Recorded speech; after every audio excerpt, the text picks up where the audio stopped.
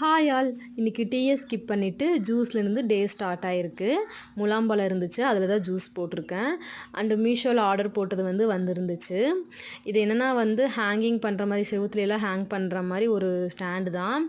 Just நம்ம பாத்ரூம்ஸில் and கிச்சன்ஸில் use பண்ணிக்கலாம். நம்ம அதே மாதிரி குழந்தைங்களோட பென்சில்ஸ் அந்த மாதிரி கூட போட்டு வச்சுக்கலாம். சைஸுமே நல்லா பெருசாக வந்துருந்துச்சு. நான் கூட குட்டியாக இருக்குமோன்னு நினச்சேன். அண்ட் குவாலிட்டியுமே ஓகே குவாலிட்டி தான். பட் 132 ருபீஸ்க்கு நான் ஆர்டர் போட்டேன்னு நினைக்கிறேன். செட் ஆஃப் 3 பீசஸ் வந்துருந்துச்சு. இது கூடயே அவங்க ஹேங் பண்ணுற மாதிரி அவங்க பேக் சைடு ஸ்டிக்கருமே அவங்களே கொடுத்துருந்தாங்க. அதுதான் ப்ளஸ் பாயிண்ட்டு. யாருக்காச்சும் லிங்க் வேணும்னு சொல்லுங்கள், நான் சென்ட் பண்ணி விடுறேன். அண்டு சாரீ ஃப்ரீ ஃபிட்டிங் பண்ணுறதுமே இருந்துச்சு. அதுவுமே உட்காந்து நான் பண்ணிட்டேன். 3 சாரீ இருந்துச்சு.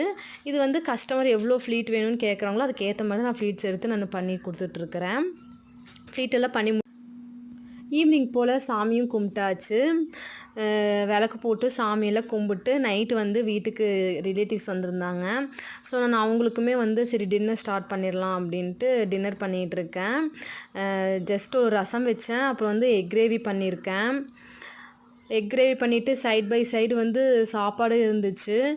அதே மாதிரி மார்னிங் எங்கள் அம்மா கொடுத்துருந்த மோர் குழம்பு என்னோடய ஃபேவரேட். மோர் குழம்பு இருந்துச்சு, மோர் குழம்பு அண்டு பொரியல் இருந்துச்சு. அதை வச்சு நைட் டின்னர் நல்லபடியாக முடிச்சாச்சு. இன்றைக்கி டே சூப்பராகவே போச்சு. Bye friends.